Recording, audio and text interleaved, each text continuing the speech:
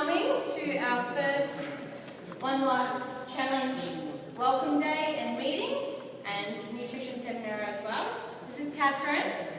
She is our nutritionist for today and she'll be speaking to us about healthy eating throughout the challenge and some tips that can help us portion control and fad diets and a few other little things.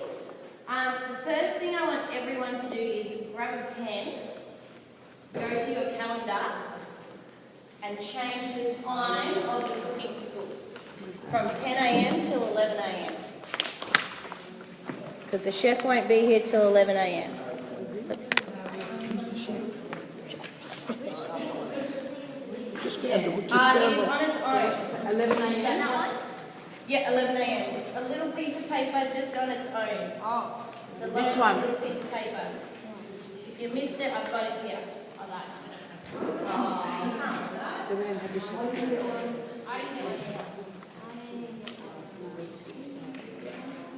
Maybe that one you go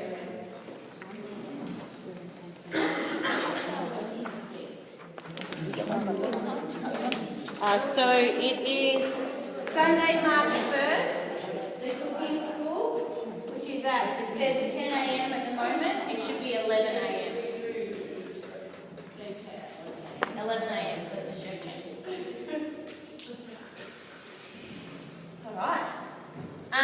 So you've got a few different pieces of paper there that we'll sort of go through as we go through the challenge. The first one I want to talk about is the actual challenge booklet. And then we'll jump into the nutrition and we'll go through it all. In this booklet, you've got a space for your before and after photos. So I will do your measurements and your photos today if you haven't had them done already. And you've also got a spot at the very back for your week 1, week 4 and week 8 measurements. Throughout the booklet, you've got a spot for your goals. So after today's measurements, I want you to go through and set some goals. The first goal being a fitness goal. It could be anything as long as it's related to you and what you want to achieve through these 8 weeks.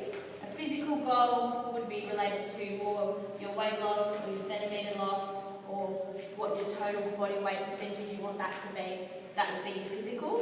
And your lifestyle. Something that you want to change within your lifestyle. So, if you're a smoker, you want to give up smoking. If you drink, binge drink, you want to give that up. That could be something you want to give up in your lifestyle. Or, if you want to change eating out more than 3 times a week, that's your lifestyle. Yes, there's space in this room. I know there is. Cool. And then you've got weekly spots for your food. So your breakfast, your snack, your lunch, 2 more snacks in the afternoon and a dinner. So you've got spots to write them in for every week.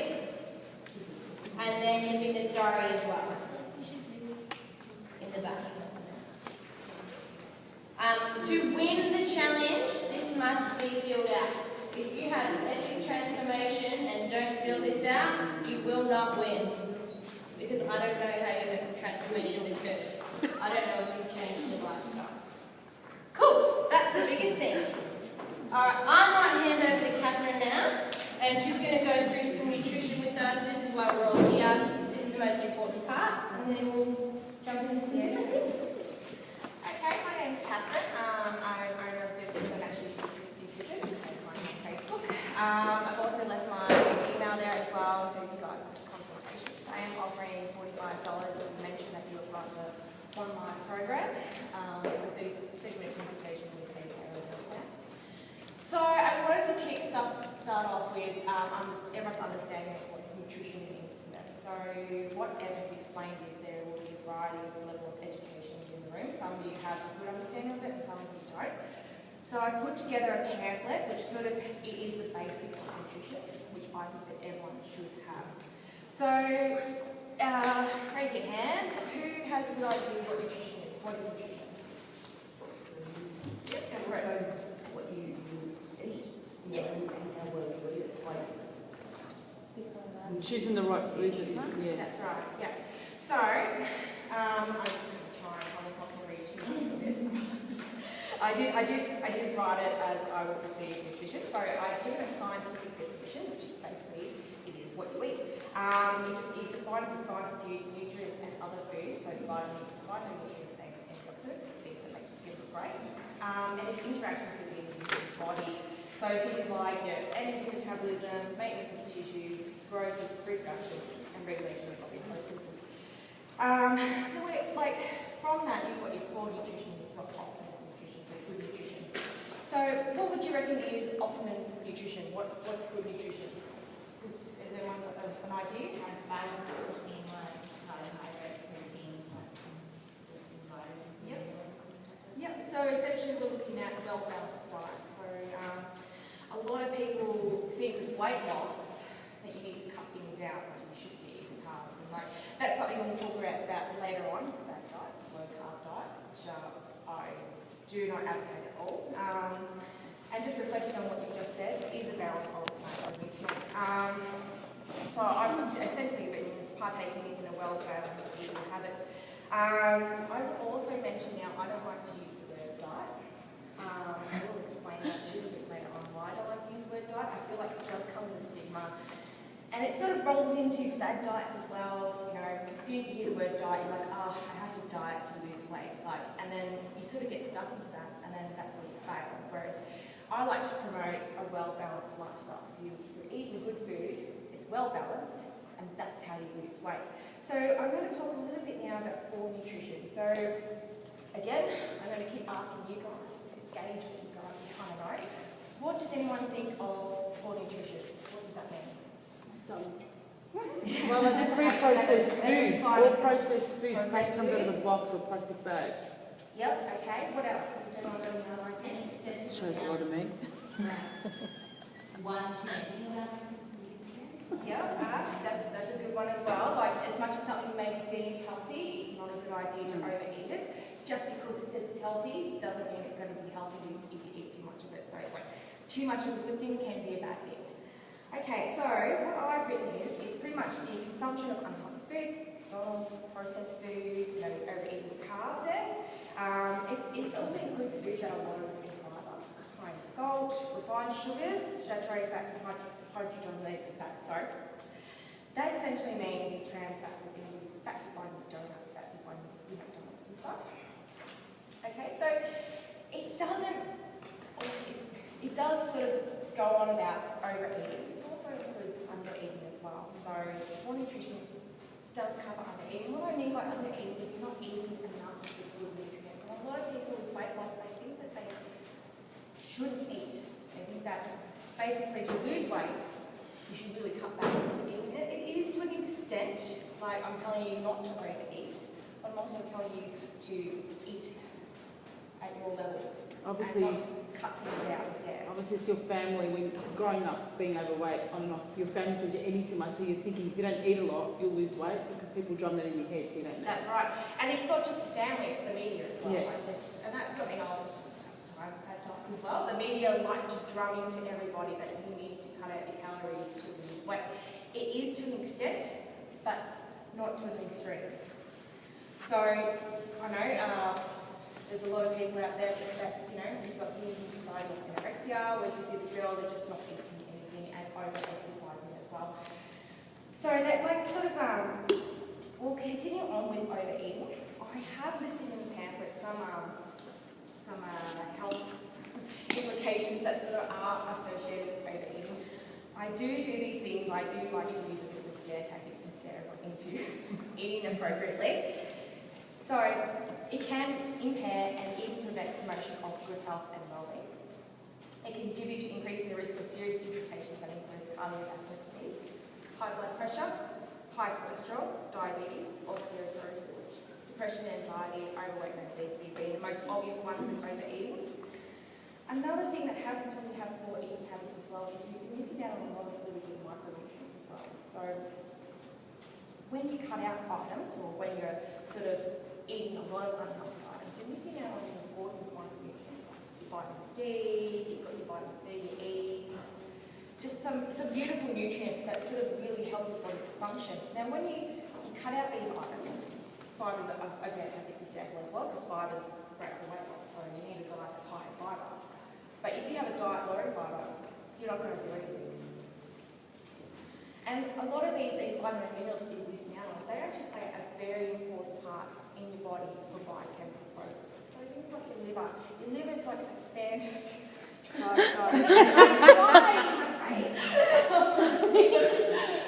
My apologies. Your liver is the central, pretty much your main processing organ in your body. Your liver does everything for you, including helping you lose weight. Now, a lot of these vitamin minerals you use now, they actually support the liver. They do a lot of biochemical processes within the body, and they support the liver to carry out what it needs to carry out.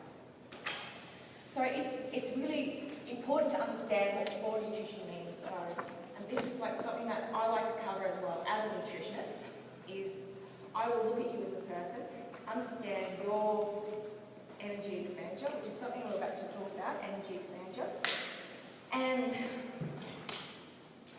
look at your daily nutrient needs and create a diet that helps to be more well balanced.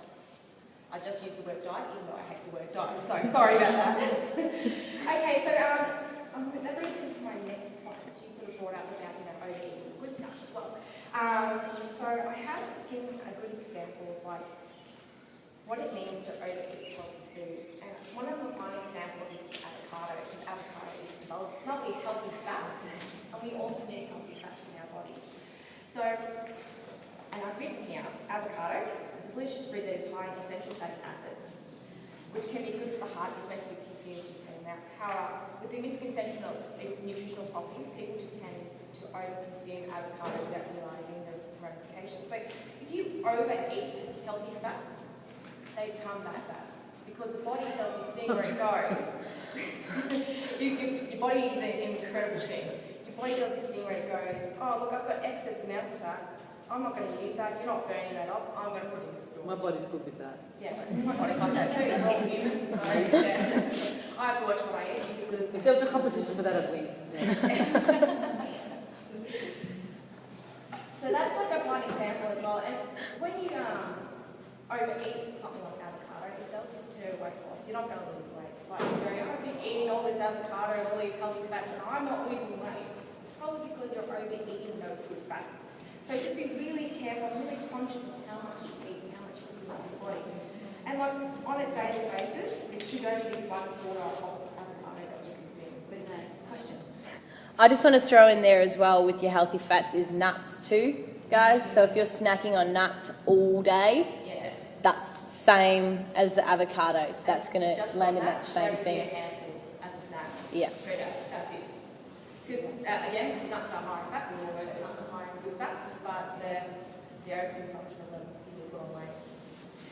Okay, so that leads me to my next bit, exercise versus eating. If you go just turn to that page, there's a gorgeous picture there. You can out-exercise a bad diet. Who here has tried to out-exercise their diet? We're all guilty of it. I've done it. I reckon there's more than that. I would say so. And as nutritionists, we are trained to see through the bad people that aren't being forward. So I'm guilty of it, and I'm committed to that. You cannot out-exercise a bad diet. You cannot. I have to push this point. You cannot say I'm going to eat McDonald's and it's okay because I'm going to go for a run later. That doesn't work. It does not work in that sense. You may burn those calories, or you may just burn those calories, but you're still putting fat into your body, you're still giving yourself heart disease. It's just that plain and simple. So there is a common misconception among individuals that if you exercise, you can eat what you want and how much you want. Because put simply, exercise burns energy. It is true, exercise does burn energy to a limited extent. It only burns the required energy that is needed for that activity. So each activity you do, there is an energy that can be burned, like just a limited amount. I think you had a really great example about burpees And cheeseburgers. Yes. I think it was 265 burpees for one cheeseburger. Yeah. So when you're eating that cheeseburger, you can to get rid of that cheeseburger. And that's just a cheeseburger, guys, not a Big Mac. So every time we look at Mac, they think of burpees. Yep. I think fries are like 150 off the top of my head, yeah. I hate burpees. think the larger you go, the more burpees you have to do. That's a small one. Okay, so weight gain and obesity is a result of a chronic imbalance between energy intake, so the energy you're putting into your mouth, and energy expenditure. So what I mean by energy expenditure is the energy you're giving out, the energy you're outputting, so things that you achieve through your exercises. This chronic imbalance ultimately determines how excess energy is stored. And when the excess energy, the body likes to store it as fat. The body likes to store everything as fat, including carbs and everything. Like, it will say, I've got excess glucose, I don't know what to do with this. You know what? It's just going straight to your hips because I can't burn it. Alright, so I've put in a definition of energy expenditure. I've done that so you can have an understanding, a really good understanding of what it means to burn energy. So it is the sum of the total energy that the body uses throughout the entire day. It considers basal metabolic rate, which is different for everyone. Thermic effect of food, this is the digestion and metabolism that it takes for you to digest the food. That's right, digesting food does burn energy as well. And the energy expenditure in activities. And when we say activities, we're not just saying exercise, we're saying what you do, like walking to your car, cleaning the house, doing the dishes. So that's what we mean by exercising versus eating. Just to summarise it up, you cannot out-exercise your eating habits. Alright, so now we're up to fad diets. I was wondering if you could give me a list of fad diets that they have heard of. Anyone? What's it, sorry? Body trim? Body trim? Yep. Is anyone? Is 521? Yes. It is. It is. Oh, It's ridiculous. It's basically girls that work I'm not doing and then eat whatever you want to a buy. handful of girls at work that have shedded heaps of weight on it. Yes, and it's essentially, this is one of my points is, it's a low carb, ridiculous diet. Like, as soon as those girls start normally eating over 7 days, again, they'll just put the weight back on. Like, there's no point to these diets. So, we've got the 5-2, we've got Herbalife, we've got Your Health, we've got the cabbage soup diet. Anyone heard of that? Anyone tried the cabbage soup diet? Yes, Yep. in the late 90s. We've got the blood type diet. Has everyone heard of the blood Yes, type I did diet? that one. There's no scientific proof behind the blood type diet. Five girls I knew had the same blood type for some reason. You paid $700 and it was got the same blood type. Yeah. Same paperwork. There's no scientific evidence behind. There's actually no scientific evidence behind any sort of blood type diet. The Dukan diet. There's the Atkins diet. Has anyone heard of that? The doctor that created the diet is now in jail for fraud. We'll put that diet together. I think we have the lemon detox diet as well. Has anyone heard of that? Has anyone tried the lemon detox diet? Very expensive product. Just drink. Yeah. And just reflecting on Herbalife products as well. They're essentially a vitamin water. That's it. Herbalife and Your Health products, just vitamin water. It's a pyramid scheme. Doesn't actually do anything. So this pretty much, I've written here, fad diets are stigmas. They're a disgrace. The media push them because the media gets paid by those companies. Now, if I wanted to be an evil nutritionist, I'd go off and join Herbalife and make some money, but I'm not about that. About giving everyone a good plan, a good, well-balanced eating plan for the rest of their lives. Because eating healthy is a lifestyle, it's not a diet. So, I've written here, a negative promise supported by many media campaigns that suck people into believing there is potential for weight loss. Have you ever said to yourself, I'm going on a diet or I'm dieting, but failed because it was either too hard to stick to or just didn't work? These diets adopt exaggerated or false theories of weight loss and advise consumers to follow inadequate diets. Now, a lot of these diets as well, you actually do stuff. I'll flick back on the micronutrients. You do actually miss out on a lot of vital micronutrients as well, which helps support weight loss. There is often a promise of rapid weight loss and can be nutritionally unbalanced or extremely low in kilojoules. While there have been many weight loss results reported, the evidence is limited for the benefits of these diets. So, as you just said, I'm sorry I didn't catch your name. Joe. You said that you've had girls doing the 5-2 diet and they're losing shitloads. But they're sticking to it. They're sticking to it. They've been on it since last year. They're not actually wavering off it. So, this diet right here, per people doing it, right? It's basically you fast, every 2 days. Yeah. And you eat whatever you want over the 5 days. So essentially, you're still putting a lot of fat basically eat whatever you want. And when people say I just eat whatever I want, I think the worst. I'm like, okay, so you get down to McDonald's and eat some cheeseburger, which, how many calories? 265 burpees. Yeah, but you just keep stressing that point about how much exercise you have to do to eat a cheeseburger. Now, this is, those 2 days of fasting is actually not good for your body. Your body can't handle that. And as much as these girls are losing weight, they're actually doing a lot of damage to their body. Because your liver sort of sits there and goes, your liver's now working overtime. Because you essentially when you fast, your body under a lot of stress. And your liver is like, oh, I've got to keep up with this, I've got to keep up. Stress is happening right now. And it starts pushing out toxins into the body because it's like, I don't know what to do. And when these girls come off this diet, they're just going to put the rest of the weight back on. And they'll also end up with a lot of health implications as well. And it's things like fatigue, tiredness, hair loss. Your kidneys go into a lot of stress with these diets as well because when you do your fasting, your kidneys sort of like, they're like a process. Send it back to your body, they're pushing through a lot of blood, they're filtering stuff. Yeah.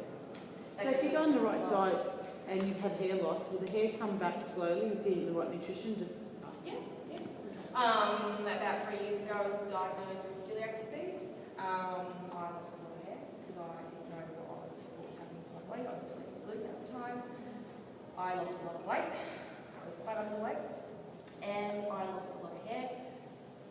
Now with eating a good, well-balanced meal plan, my hair's come back to great, And it's things like this is a really good example, is because I follow a good meal plan on a daily basis. I take care of myself. I make sure I get the proper micronutrients. I make sure I get the proper macronutrients. So I balance out my carbs, my fats, and my protein. And now my hair's like lovely and healthy. My skin's great as well because I'm following that. I'm getting good micronutrients in. I'm getting good antioxidants in. Okay, so now this just sort of follows on to the whole 5-2 diet. You put off weight, and you put it back on, and I've got a fantastic picture down the bottom here called nutrition diet cycle. These diets are what we call yo-yo diets because essentially you come off them, put on weight, you go back on them, you lose weight, so you're up and down with your weight the whole time. So perhaps these diets may have worked for you or a friend. However, once you start to eat normally again, weight gain will almost immediately occur. So if you look at that picture, you've gone on the diet, you've decreased in calories, you've lost weight. And then an important note as well, just something you should note as well, this weight loss just doesn't come from the fat. Your body will actually start to strip muscles because it'll go, oh, wow, I need to get some glucose. And that's my next one. I'll talk about carbs. Glucose is your main energy that you use. He goes, oh, I need to get some glucose. Okay, well, I'll go get that from protein first because, when we go into starvation, and your body doesn't want to go into starvation, by the way. Your body will try everything before you go into starvation. Your body will go, okay, let's reserve the fat stores. So it's usually this area here. It's usually this area here and this area here. And let's take that glucose from the muscles. So it'll strip your muscles. And then it will convert that into glucose, so you get energy. It's basically, carbs are needed for energy metabolism and up here as well. Keeps you thinking straight. So when you sort of go into starvation, it strips your muscles, gets its glucose, and fills your brain. It just keeps you going for a little bit longer. Alright, so that moves on to carbohydrates. Good and bad. Okay, so carbohydrates, as we all know, are a macronutrient. They're a major essential source of energy and account for 45% of total energy requirements in the body. Who here thinks carbs are bad? In excess. In excess, yep. That's The good. wrong carbs, Good point. probably. What's that? The wrong carbs. The wrong carbs, that's right. Okay, great. So I'm sort of really glad that we're on sort of the same sort of playing level there. Okay, so put simply, it is the body's main fuel source. You can try to live without carbs, but as I've explained, the body will look for other energy sources in the body, it will strip your muscles, and then finally it will go into your fat. So you might lose weight, that's great, but you won't have any muscle tone. Which I don't know, I'd rather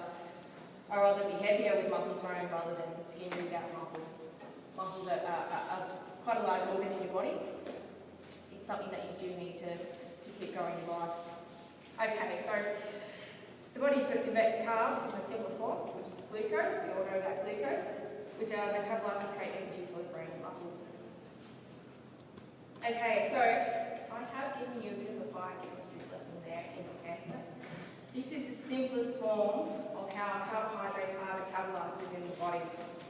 I think it's an essential thing for you guys to understand this. You can have a better understanding and respect for carbohydrates as well.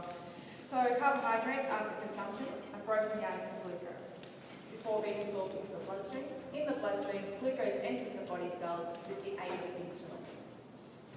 It is then used by the body for energy. It fuels the majority of activities such as going from other people, as simple as unused glucose is converted to glycogen and then stored into the liver and muscles.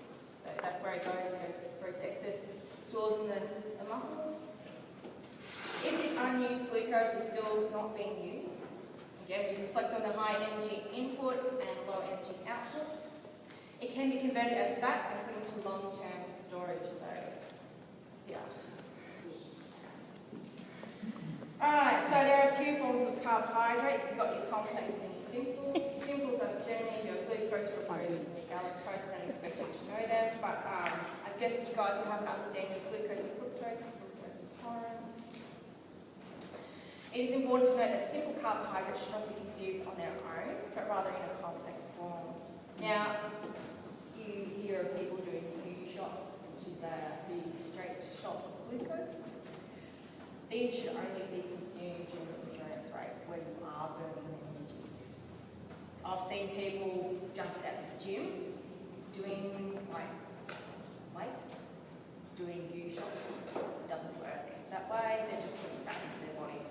Because essentially you're doing an activity that's over 90 minutes or over 2 hours, that's when you start to use your simple sugars to replenish your body. So you see a lot of marathon runners using a straight glucose shot because basically it goes straight into their bloodstream and it means the body doesn't have to strip their muscles to get the energy. So, simple carbs are consumed straight and enter the bloodstream almost immediately, which can cause blood sugar levels to spike. Simple carbohydrates so you hear lollies, people on sugar highs running around, that's because it's hit your bloodstream straight away. And then your body goes, okay, great, I can see it's in the bloodstream, and you're not really burning this, so turn that into fat. The body, in particular the liver and pancreas, is forced to try to regulate and use the glucose as quickly as possible. The only time that simple sugar carbohydrates are considered appropriate consumption is during the endurance event, which I just spoke about, when an athlete needs to replenish their carbohydrate stores. Many well-known sugary foods such as chocolate and lollies can contain processed refined simple sugar, so it's not even like a good source of sugar. It's actually like a refined form that you find in a lot of lollies. As I said, they may give you a sugar high, but it's pretty much converted into fat. So this moves on like this. That was the bad of the carbs. Again, and just what you said about eating in excess as well. If carbs in excess you will put on weight. Again, because the body goes, I have this excess glucose, I'm just going to turn it into fat. Alright, but they are an essential for well-balanced meals and healthy body. So we're going to talk about complex carbs. These are the carbs that you find in your fruits, the carbs that you find in your vegetables. Complex carbs are the much preferred source of carbohydrates to be consumed. The reason why we like complex carbs is because they take a long time for the body to digest them. They release them into the bloodstream.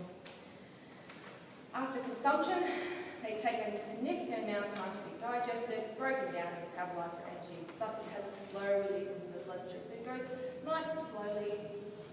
And through that digestion as well, your body sort of accesses the nice sort of micronutrients that you can find inside these carbs as well. So your liver's happy with that because it's like, oh, look at these lovely little micronutrients going on. Starches and fibres are a fine example of complex carbs. Fibrous carbs include predominantly green fruit and vegetables. Fibre is an important part of a healthy balanced diet, and I cannot stress enough how important fibre is in terms of weight loss. If you have a low fibre diet, your body's not passing anything out through digestion. Low fibre diet can lead to a lot of serious complications within the colon as well. Those lovely little holes which you have to sort of get repaired in the room. So you want to sort of, have a really good source of fibre in your meals. Sometimes when I have like a smoothie in the morning, I will actually chuck in some chia seeds or some flax seeds, just so I know that I'm getting good sources of fibre in my diet that day. It's like me just being really obvious with my fibre, making sure I get it in there. So it can promote good bowel health, as I said. Low fold diet, whole pockets in your colon. It can reduce the risk of constipation. So a lot of people that do have poor nutrition will not admit to it, but they do suffer from constipation. Some forms of fibre have been shown to reduce cholesterol levels as well. Within this though, I just cannot stress enough, very crazy with fibre as well. Like there is, as I said, too much of a good thing can be a bad thing. So have it as a part of a well-balanced meal.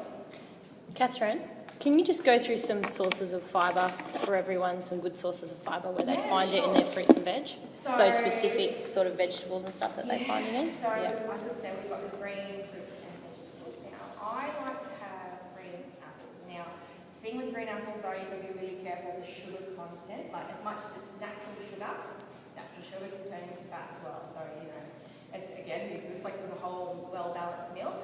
So, but green apples actually contain a significant amount of fibre. I love eating an apple on a daily basis. That's like my pick-me-up. So you're looking at things like your dark green leafy vegetables. So things like kale as well. Kale and spinach are a good source of fibre. I love kale. I have kale in my smoothie. Just so, I know that sounds gross. Turns my smoothie's green, but I still drink it because I know it's really good for me. You're looking at things like, zucchini. So many of them. Sorry. That's cool. No, that's good. So green sort of means go with that, with your veggies. Green and dark leafy vegetables. So you're looking at your spinaches and your kale. I would highly recommend kale a little bit more of spinach. Kale does have a higher iron content compared to spinach. That's just me though. What my sense. Yeah.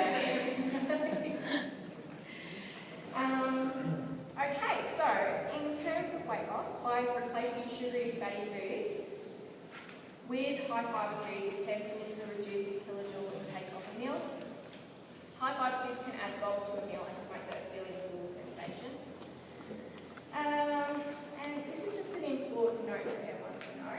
The liver stores carbohydrates for a few hours, so it's important to consume dietary carbohydrates frequently for good quality. So, what do we think of carbs now? Are they really bad now?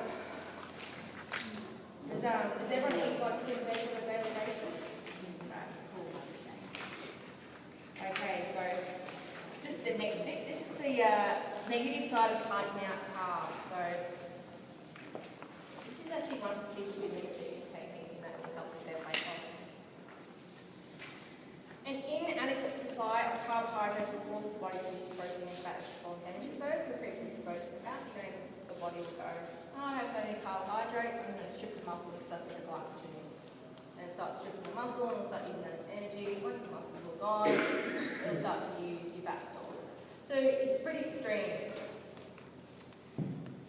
And cutting out carbs can also increase the risk of micronutrient deficiencies, as we've already spoken about that, and cause a variety of health complications such as heart failure.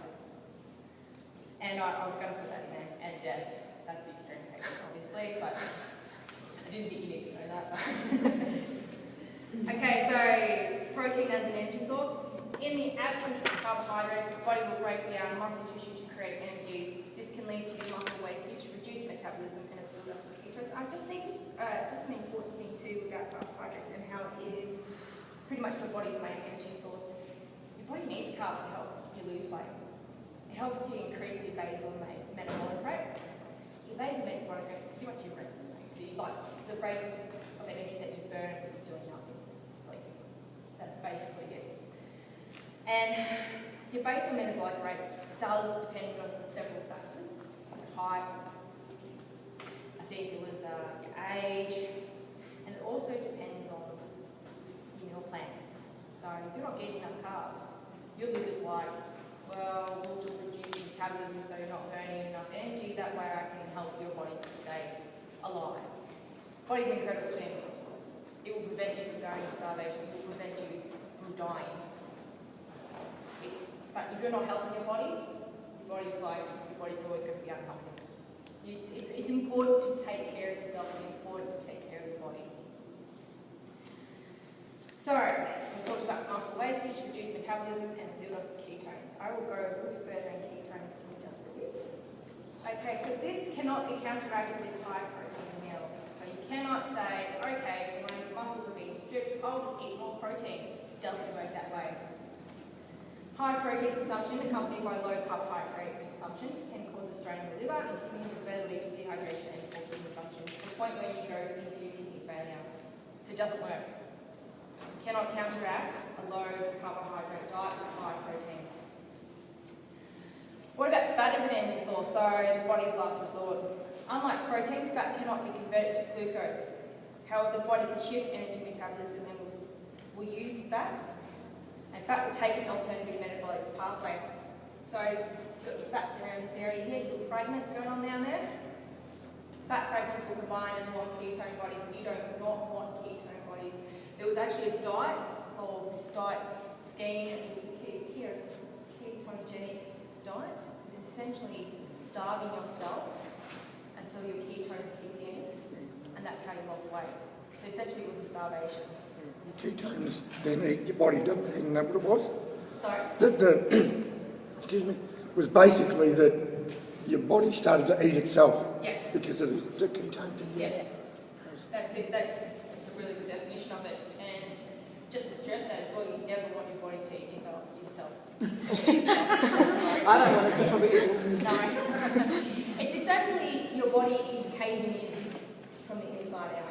Because what happens in these diets is you go through all the phases. You're killing yourself. You don't need to do that. Like, you get one life, you should live to the fullest. Why would you want to kill yourself? What a quote. Sorry? I said, what a quote. Yeah. When you talk about carbohydrates, I normally just think of pastas and bread. Yeah, a lot of people do. So what's the good balance with that? Not cutting them out, but having them sort of well balanced, or going for whole grain stuff and all that. Yeah. So it's essentially, one, watching out for your processed foods. Two, eating fruit and vegetable on a daily basis. So, for example, I'll have an apple in the afternoon and I'll have vegetables with my dinner. Like, that's your carbohydrate there. And a lot of people don't understand that fruit and vegetables are a carbohydrate because of the sugars. And it is that misconception that it's, you know what, it's the meat fault again. I blame everything on meat. Because a lot of people I've met, they're like, oh, carbs are pasta, I'm cutting out carbs. And they cut out pasta and all that sort of stuff. And it's, it's not bad to eat pasta on occasion. It's probably good to eat every day. But yeah, it's a question that, if you were to regularly eat fruit and vegetables throughout the day, you're also getting fibres in it too. So you can do that without eating like pastas and things like that. Yeah, I've cut out rice. Don't need pasta, rice or bread. Yeah. I like to eat quinoa. But I can't right now. I follow the paleo diet, but I've modified it. Is that a diet? Paleo way, sorry. It's a lifestyle. I've modified it to have quinoa in it, because paleo way doesn't include grains, or whole grains. But quinoa is a very natural grain. It's a good source of carbs, it's a good source of fibre as well, and that's something that I like to eat. Just with my energy levels, with being celiac as well, I've got really bad energy levels, so I'll have that as a daily thing. It's best to consume carbs in the morning, because what happens is, this is sort of going off topic at the moment, but it's in referral to liver cleansing. Your liver will cleanse itself, or its activity is between 2 and 4 a.m. in the morning. That's when your liver's most active. It's cleaning your body, it's getting everything going, getting metabolism done. So when you wake up first thing in the morning, your body's like, okay, I need some energy. Give me some energy. So that's why it's sort of good to eat carbs in the morning. because sort of pick your body straight back up. And in terms of like weight loss as well, kickstart metabolism again. So yeah, and it's just an important note there, don't skip breakfast, because that's when your metabolism is good day. So if you skip breakfast, metabolism slows down. So you haven't given you the energy to continue throughout the day. I'm going to spare that energy. We're not going to use too much of your metabolism today because you haven't got enough energy to go on. I'm going to try and create energy for you. So that's why I have 3 coffees, right? Go get started with cafe. Yeah, so it's important to have breakfast. It's good, like, for example. Yeah. And like, make sure you choose your fruits that are sort of a bit lower GI. Like, I don't like to go in terms of low GI, high GI versus each other. Obviously, don't have anything processed in the morning, so pancakes are out. What is it at McDonald's? Hash browns. What else do they have? Burgers. Breakfast burgers. And then. So what you're saying is you really need to stay away from the about alternatives, like when you talk about the alternatives such as pastas that's not made from flour or something like that, so pastas are made from what are the other types of pastas? Wheat and pasta. There's different types of pasta. Yeah.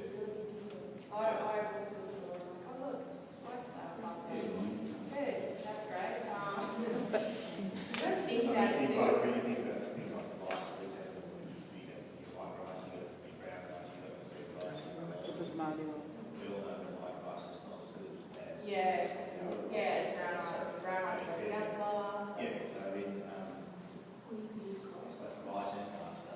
Just in my view, if you stay away from the refined stuff and not eat that much of the other stuff, you should still be able to.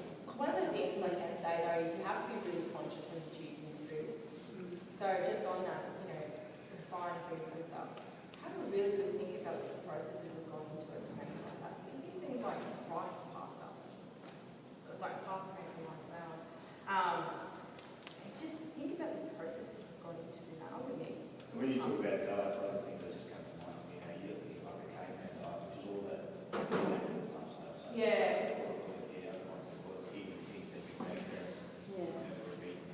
So, I mean, diet's bad anyway, so Yeah.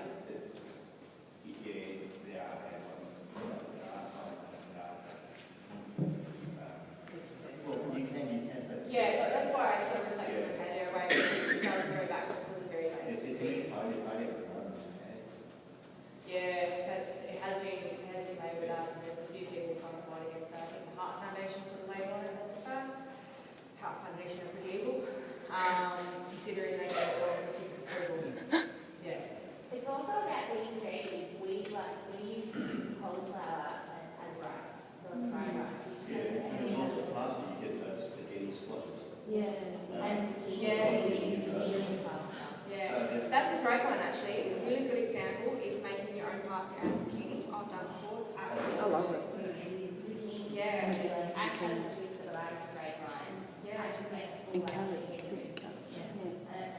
Yeah. And the best thing about that is know where it's come from. So that's a good point there. It's like a lot of the packaged stuff you find, you don't know what's gone through, what that pasta or whatever it is has gone through to get to that form.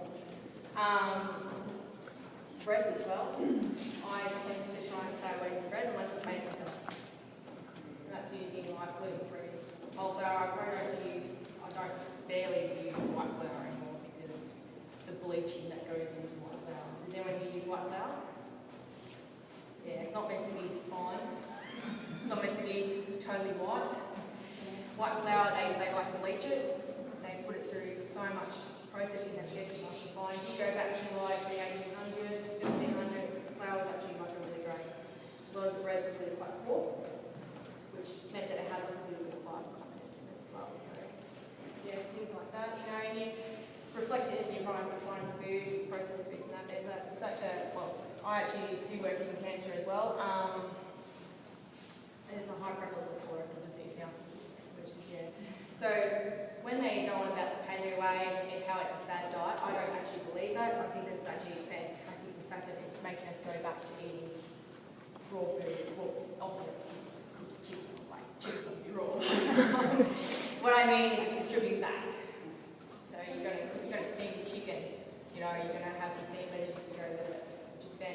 So that means you're increasing your fibre intake. Your bowel's going to be so happy with that because you're not pushing process moving through.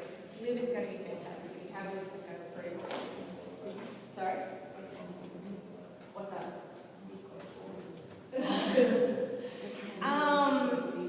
There are ways to make it interesting.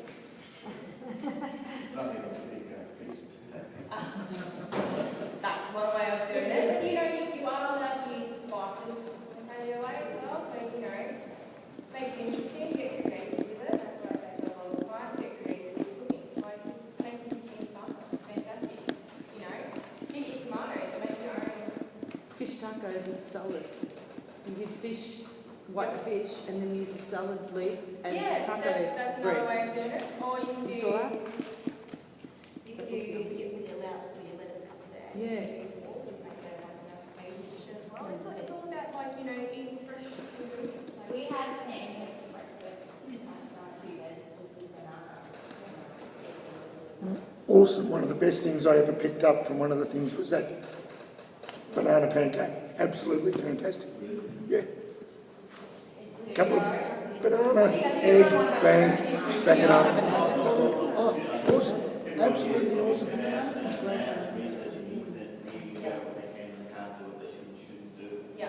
Listening to people like yourself, Yeah. all those sorts of things.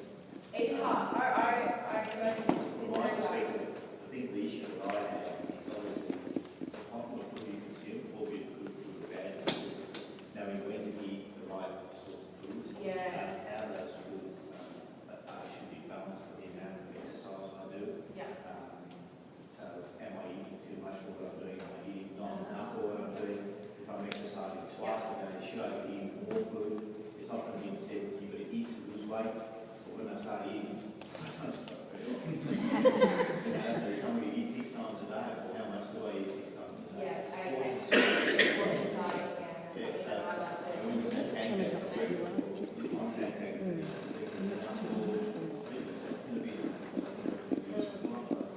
There's also a bit of self-control in that too. A lot of people don't have self-control kind of thing. That's something that I do in a lot of the Taylor programs. Is if you came to me and go, I don't know what to eat, this is how much exercise. I actually calculate how much energy you spend in a day. So you give me a week program, I go ahead and do an average of how much you need to spend. And then I would tailor the program to you specifically. So, and that's just reflects onto like the fat diets as well. Not one diet. There's no one diet for everyone. Everybody's different. Also, you think you can fix some of the deficiencies up with supplements and all those sorts of things, get you under that. Do you know, supplements should only be used if you have some form of illness or disease. Things like multivitamins you should be able to source from your well-balanced meal plan. That's the whole point of eating healthy, is that you should be able to get it.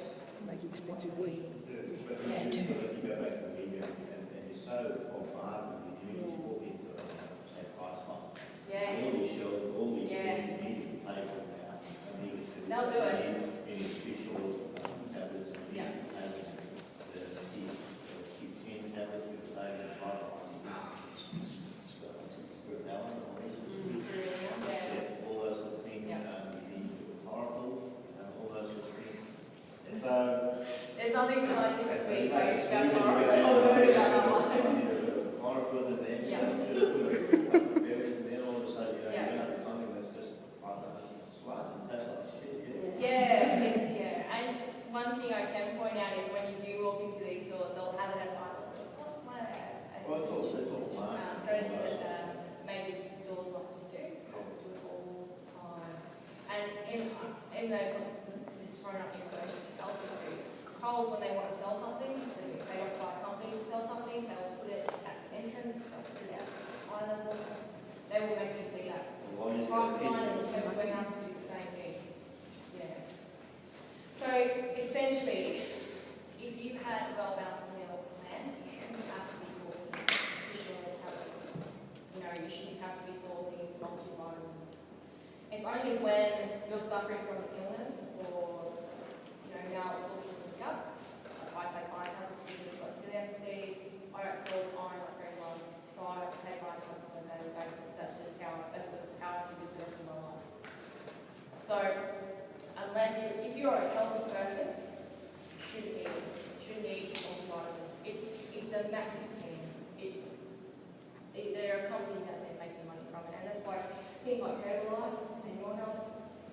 selling vitamin water. They're selling this vitamin water for weight loss.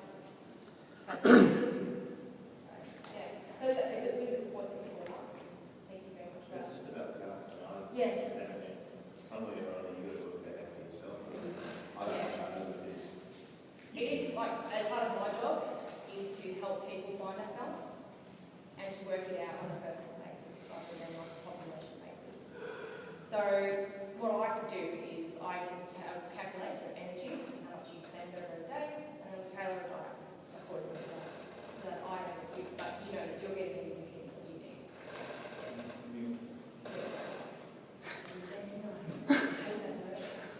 Still at the media's done the thing, yeah. Okay. And Kathryn, the benefit of that would be that it never is starvation naturally. So Yeah. knowing where you're at and what you're aiming for in terms of energy, you're more likely to stick to the diet or to stick to the meal plan you provide. Yeah, that's exactly right. Like, yeah, so it is like what I do is more individual than to you. So, you know, if I'm getting a diet or a meal plan that's been tailored for everyone, it's for you and like your health. So, yeah, and it's a great point there, you know, what we do is to make sure your body doesn't go into starvation because your body doesn't want to go into starvation. No, you're right, you're right. The other thing about that is if you don't do that with the implant, it's got to be sustainable. So, I'm working out at 6 o'clock in the morning, the last thing I want to do is make pancakes. No, you don't have to do that. You can. Why not? I can't have... Make them the night before, you hop up, you go whack into the microwave and bang out they come hot. Done. I'm away. No. Are you willing to do bulk meals? And things like you look at things like having, say, in the States, Would you be willing to cook the night before? well, if I can, I will, but I'm going to say, it's got to work. Yeah, it's going to go around you. When it becomes too hard, you know, That's fine. But in that, if you've got goals that you want to achieve yourself, you've got to be flexible too. Yeah. You've got to be as well. Can I jump in here for a second? I just think so you pulled the minute stake from the zoning block. That's where that's generally showing you portion control and size amounts. So for someone like you saying it's impractical and you don't want to use the microwave, you could replace that with, say, tuna or shredded chicken, like, you know, buy yourself a roast chicken and throw that in there. absolutely. Yeah. What I'm saying is if you have a meal plan, like lunchtime in the state, the chance of you actually thinking about having a tuna or something else to replace it, Yeah. you don't really necessarily think about. Whereas if you say, if your meal, when you create a meal plan in the first instance, and you say, my data is like this, Yeah. and I should have tuna here, because that's going to be an easier option. Yeah. An alternative. But that meal plan is going to be based on something that works for yourself. Yes. More likely Yeah. to be sustainable for yourself rather Yeah. than say, oh, this is in the state, that's going to be too hard for me. I'm just going to pump it up. I'll just, you know what, I'll just go buy something else, and that's... Which is right though, because you're saying a minute steak. But most people that are working wouldn't plan a minute steak for lunch.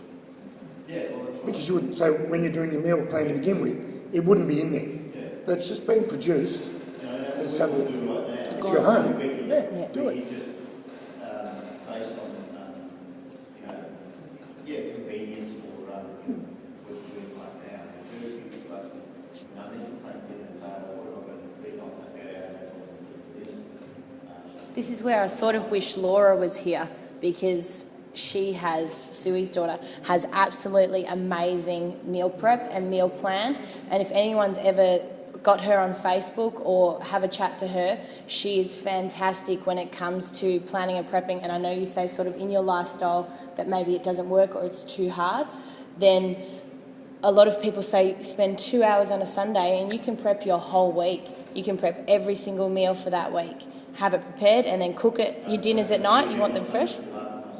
Yeah, you just... yeah. Exactly. Yes, and create it in your lifestyle. Yeah. Yeah.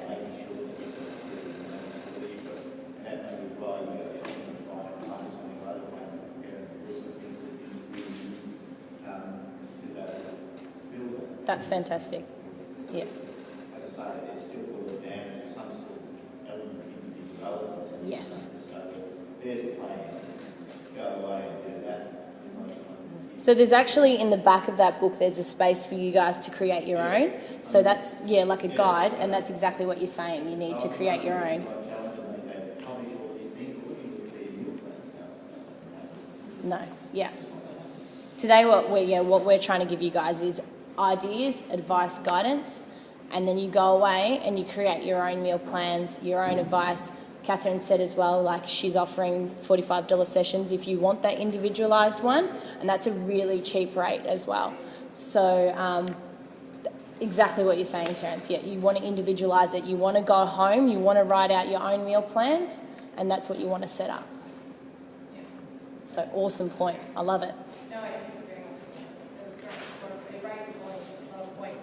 I think that with that meal guideline you've got there as well, I think if you really want to achieve your goals in this program, it's going to be expensive as well. It's understandable that we all do. I work 6 hours a week. On top of that, I run a business. And I create bulk meals at the start of the week. I prep myself. That's how we do it. We'll have no idea. Okay, so I think we're running out of time. Sorry. You all right? Yeah. I think we're pretty much speaking about ketones. Your body pretty much eats itself.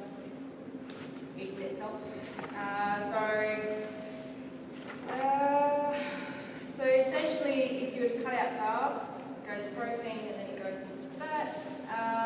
Side effects of ketone bodies are headache, mental and physical weakness, nausea, dehydration, dizziness, irritability, and finally kidney and liver damage. Most in these cases. That brings us to our last one at the bottom of the page. I've written some guidelines, just very basic, simple, golden rules that you can follow. Sorry, eat a well-balanced daily meal plan. Avoid processed foods. Eat unprocessed fresh organic foods. So your fresh fruits and vegetables. Limit your alcohol intake. If you like to drink. I'm sorry about that. I love my drink. At least I do. But I have linked myself to. I'm the one for going. They say that you can have. There's this misconception at the moment with the Heart Foundation. They say that you can have 2 drinks per day, which is absolute crap. I limit myself to 2 drinks a week. Sorry. And just on that as well, I know that you're going to have to do it. Right? You'll be so much better if you do it. You will. I promise you will feel so much better. I mean, like, you know, you come to work late. yeah. Obviously in that as well, but I'd say limit alcohol intake. Don't go to your high sugar whiskies, you know, things like vodka, which is lower alcohol drinks. Oh, how many people say that? Vodka, just drink vodka. It's true. It is, white wine is a very high in sugar. I drink red, it's lower in sugar. It does contain more antioxidants. I limit myself to 2 glasses a week, and when I say 2 glasses, don't get a massive glass and fill it to the brim. Right. Then have another one of them and say, oh, that's my 2 glasses done. Someone at home takes a And stubby this as well, please note that you are only human as well. We have cravings, we have temptations, and that's how we are. That's how we are, like as human beings. So that's the point is to try and curb those cravings and try and focus on something positive. Drink 2 to 3 litres of water per day. This does help with, in conjunction with a high carb meal. That's about water helps to lose weight. A lot of people don't get enough water into their bodies. Can of Coke is not water either. Okay, people say, I've drunk a can of Coke today, I've got my water intake. It is, just because it's not carbonated, doesn't mean it's a proper intake of water. I mean having a cup of green tea, or I sit at my desk, I have my 750ml water bottle, I drink 2 of them a day. I have also my 500ml coffee cup, which I have green tea every day as well. So like I have 3 of them a day, coffee, 2 bottles of water. Like, that's how I am. Water is amazing for your body. Water makes up to about 70% of your body.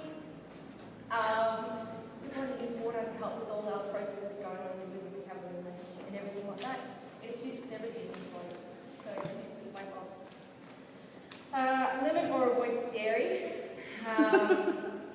Dairy, it's a very complicated one. If you're able to find a good dairy source, that's fine. Dairy can be quite fatty, but it's also a very good source of calcium. Now, if you're going to avoid it completely throughout this challenge, may I recommend that you find at least one food source that is high in calcium to have on a daily basis. I would recommend everyone, it's a nice sort of young bunch here.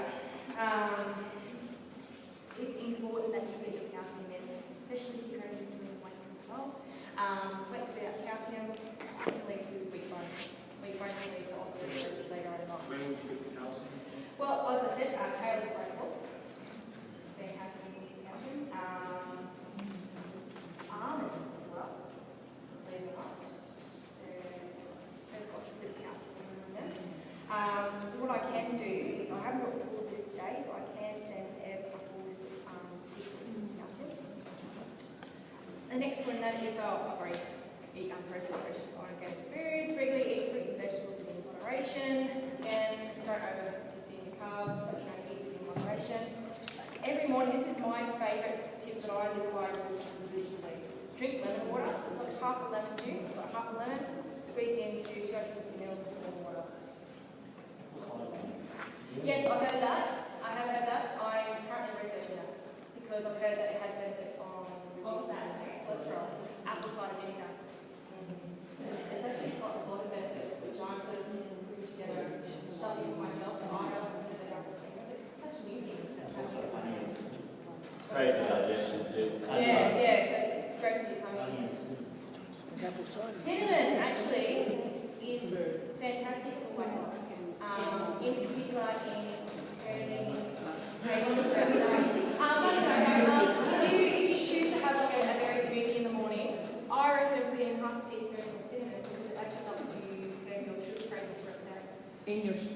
In like whatever you have, like you may have like a salad or sprinkle over the top. Cinnamon. Half a teaspoon. Don't go to the balls in the challenge. Have drawn out. Won't go there cravings like yeah. Okay, so that's it for me. I hope that I was pretty cool.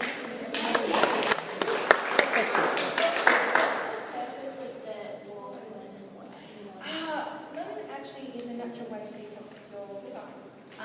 So as I was saying, it's good to have something first thing in the morning because your liver is functioning throughout the night.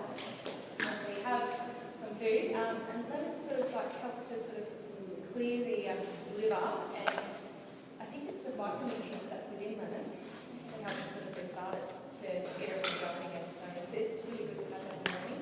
Yep. Just because Ed and I had this conversation, what oil should we use to cook with? Yeah. This is crazy about coconut oil at the moment, which I'm also researching this one too because there's not enough scientific evidence behind coconut oil. It is a bit of a new craze happening at the moment. Coconut oil does contain saturated fatty acids, so you know they're not really in particular the best fatty acids you want to be putting into your body. And as I've been like doing my own sort of baking, I'm finding it's coming up more and more. I still sort of olive oil. It has been used in the Mediterranean diet. That's how it's labelled. Mediterranean diet has been around for hundreds of years, and it's probably one of the healthiest Really? countries. Yeah. Really? It's a very well balanced. Because I'm Mediterranean. Yeah. Are you following Mediterranean plan? Yeah, I did. Maybe it was my intake, I don't know. But like, you would find, I found in Europe they have such a conscious, they're very conscious about how much food they consume. Like France, for instance, and Germany, like they have a lot of breads there, but they're not an obese nation. But they are such there, respect for it. Yeah. So that's another thing as well. In Australia, with all the media campaigns and that, we lose respect for food. We do. So yeah. I use olive oil, avocado oil is the one. Obviously, don't go crazy. Oh, any of the oils, don't go crazy with them. That's probably a good point. Macadamia oil is another good one. Oil. I'm not a big fan of coconut oil. I know they like to use it anyway, but I'm really not. There's no sort of proof behind it at the moment. For all you greenies, May come out years, they may have proof. where do they get coconut oil from? Yeah, you're killing the orangutans. There you go, so for all you greenies, there's another good one. Unless you get organic. It depends.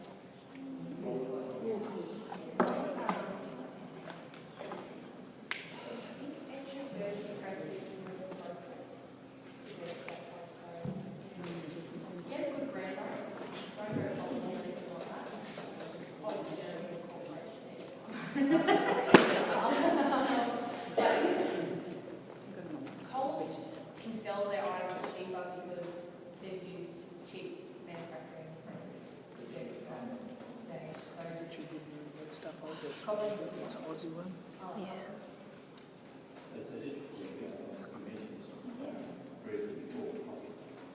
Yes, so, this I love-hate relationship with caffeine and coffee. You know, it's not bad to have coffee, but when you're having 8 cups a day, it's pretty shit. And I've come across people who are having 8 cups a day. But like my brother, he's a professional triathlete, he will have a But it's a European diet. I'm joking. I'm joking. No, I have to say it. I love it. And he does it after a race, just sort of as a pick me up. Look, I'm not going to tell you to say cut it out completely. It isn't for you if you. Well, caffeine is essentially an addiction. It has been classified as a drug. Same with alcohol. In moderation. When I say in moderation, I mean 1 to 2 cups a week. Sorry, I don't fancy it. It's the first thing I do in the morning, get up and go for a drive and get a coffee. And when you have coffee as well, try to not have milk. Milk does sort of interfere. I got rid of the sugar out of the coffee, now you want me to take the milk out of it? And you know what, that's actually a really good point. Paleo, bro. And Baby become a monkey. steps. Like, I'm not saying go cold turkey. Baby steps. Try and just cut it back slowly. You might have 2 a day, limit it to 1 a day. Then the next week, go, okay, I'm going to try and have 1 every 2nd day.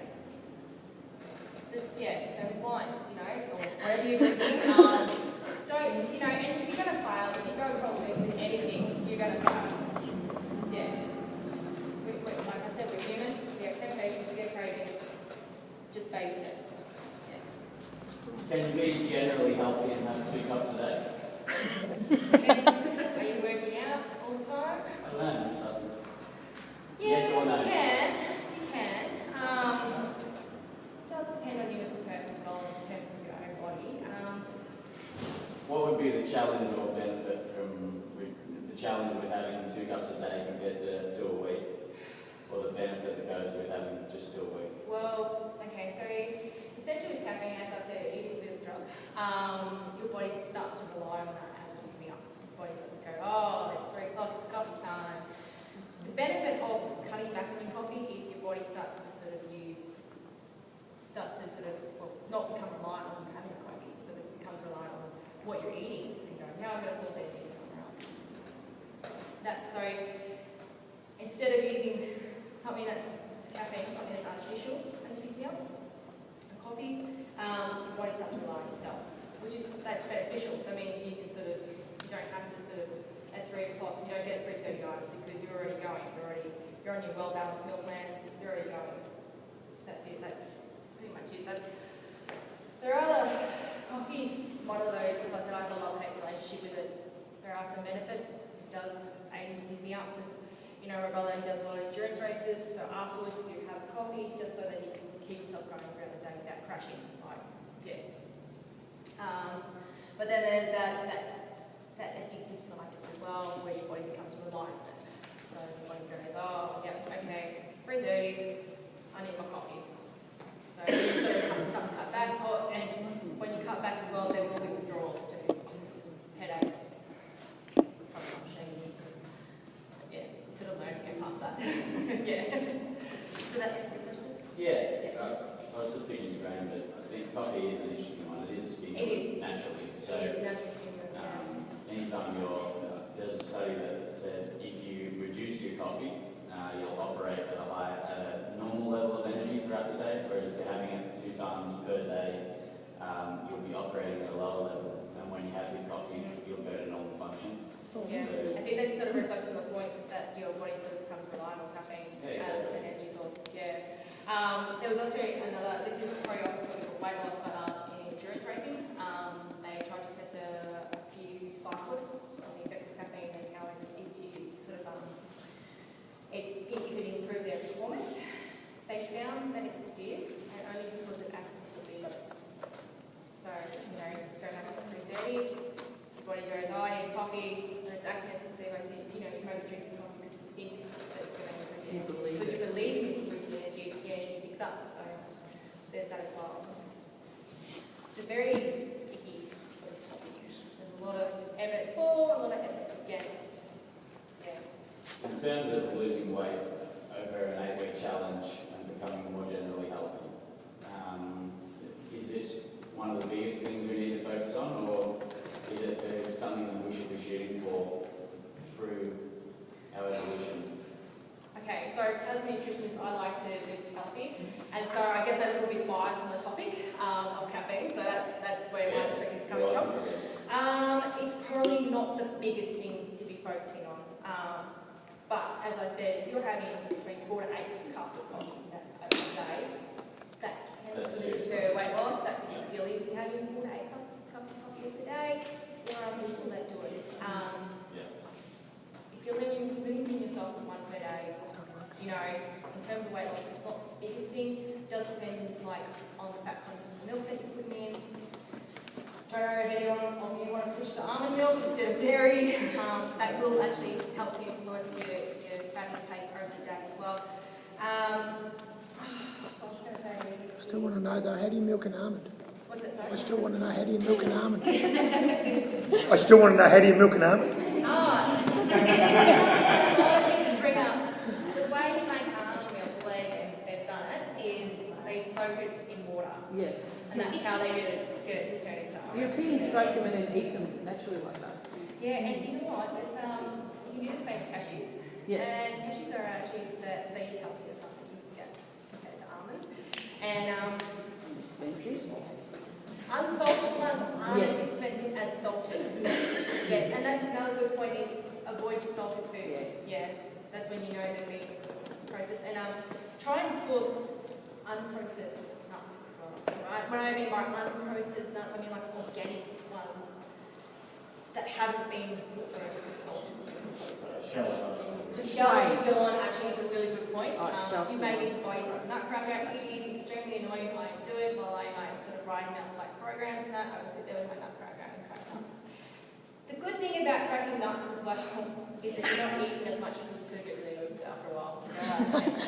So glad I've done that. I'm like, yeah, so. Okay, I think I had a question. Yeah, I just wanted to know what your take on it. Is there any benefit to keeping, like, you drink water and then having it separately? Is there any disadvantage to drinking and eating it? Having water over your milk does help your body process it. When's the first time you have water? Yeah, and what was your reply? Well, I actually sip water every day, but when I'm sitting over a meal, I'll have a glass of water with it. A glass of water actually helps you feel fuller as well as you're eating too. It also helps to sort of get the pass through. So you're eating high fibrous food as well. What is great? The body will help the fibre pass through the body. The water will help the fibre pass through the body as well. Helps it to loosen it up as well. Sort of munches around as well as making the all so yeah. It's good. Yeah. You should be sitting there around. Yeah. Awesome. Any other questions? No? Thank you very much.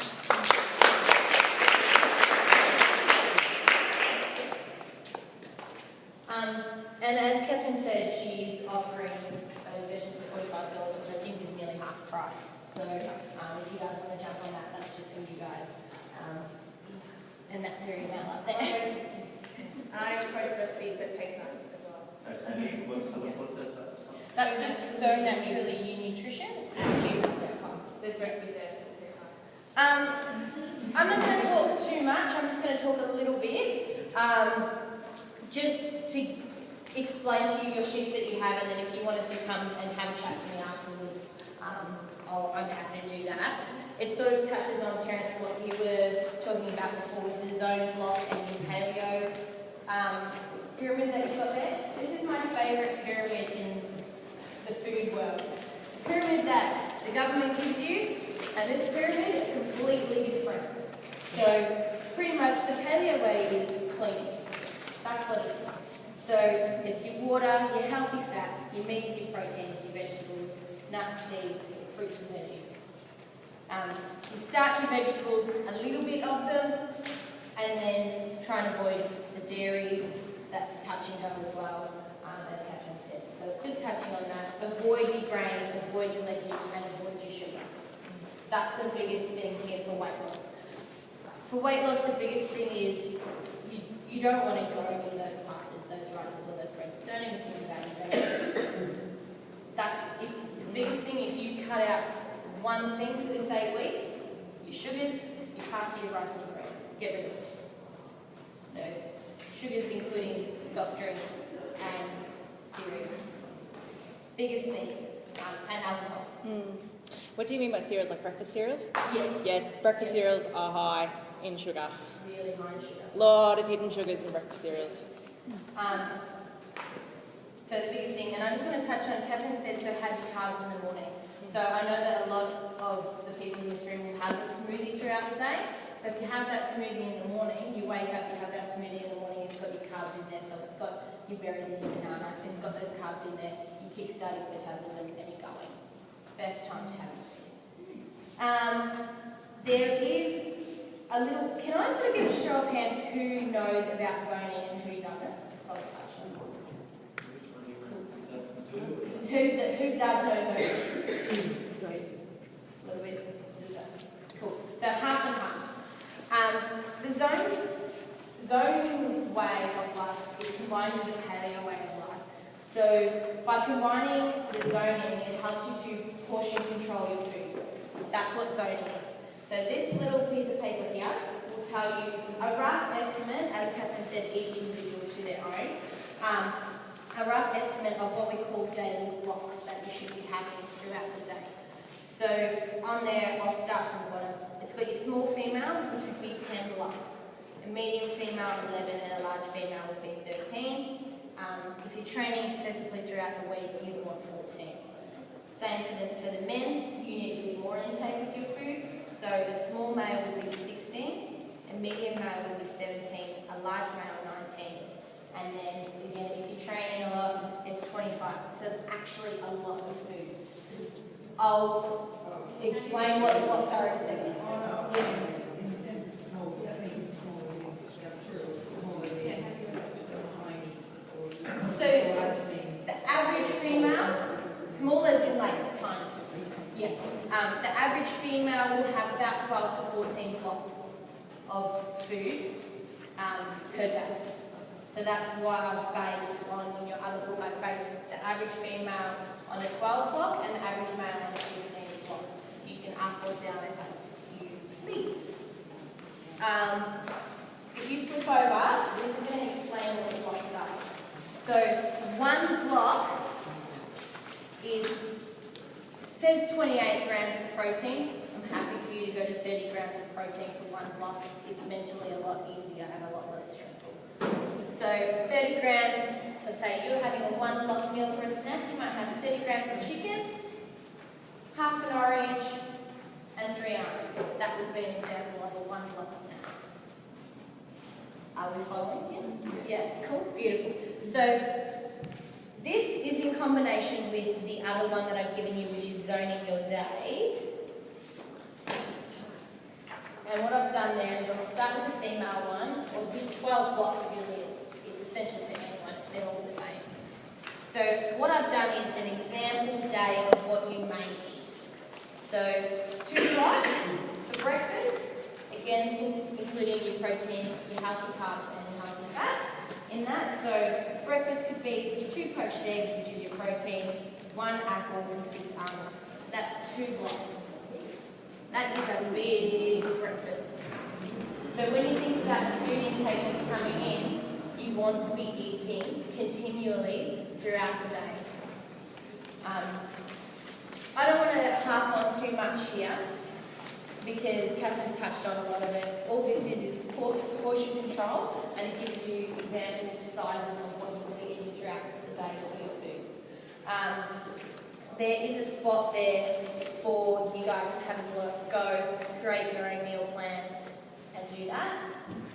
Also throughout this challenge, I've decided that I'm going to take on the challenge as well because I want to be able to go through it with you guys. I want to feel what you're feeling at that time, and I want to get shredded. So I'm going to join you guys on the challenge, and I want you guys to come to me with your nutrition questions. This is what it's about. So if you're like, go home, have a go at this, try and zone or block your day out, and you're like, oh my gosh, I have no idea what I'm doing, pick up the phone and call me. That's what I'm for. I can't stress that enough. That's just a short little thing about the zoning. Go home, read it, and come back to me. I think that's the biggest thing I can give you with that. Does anyone want to have any questions sort of about zoning? Because I don't want to, like I said, don't want to harp on about it too much. Yep. Just with the blocking, I did start like 12 months ago and all the rest of it. Yep.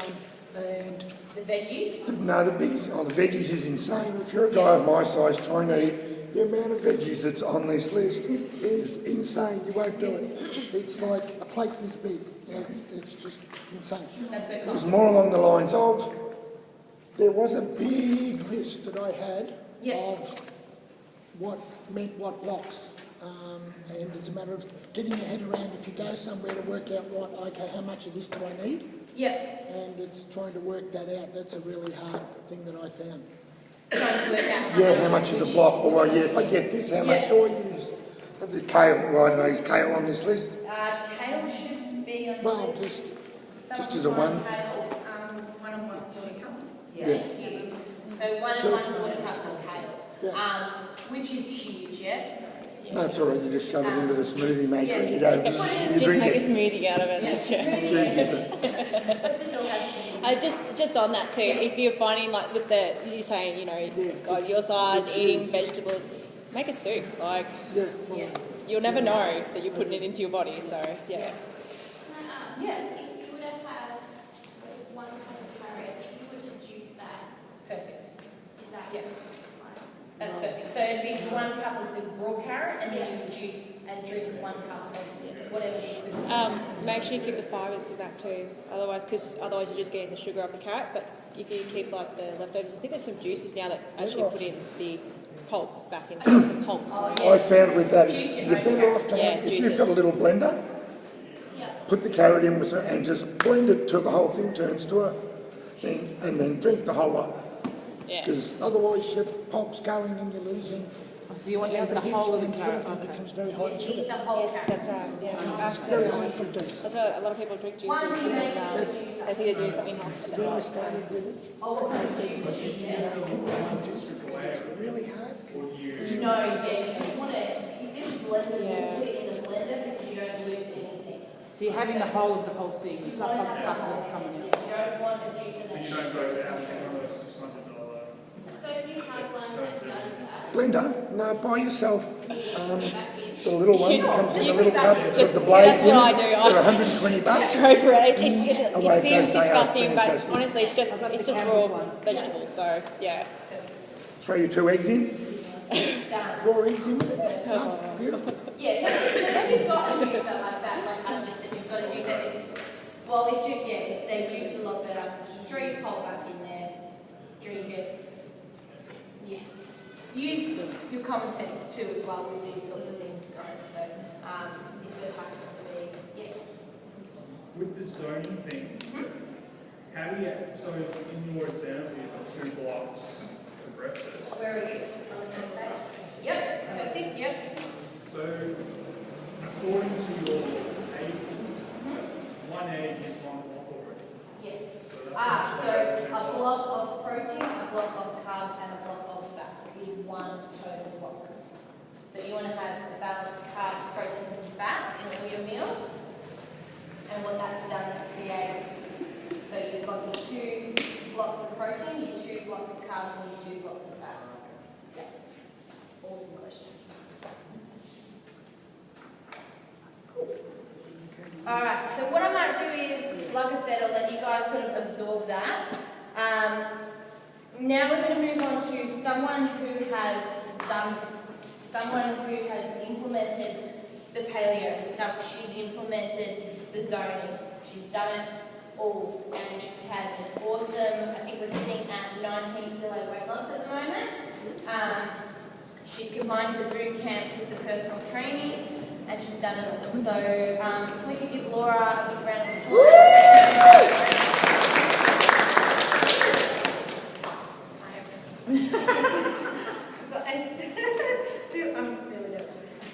So you all know me, I'm Bewley, or Laura, or Elma. No, I'm Elma, sorry.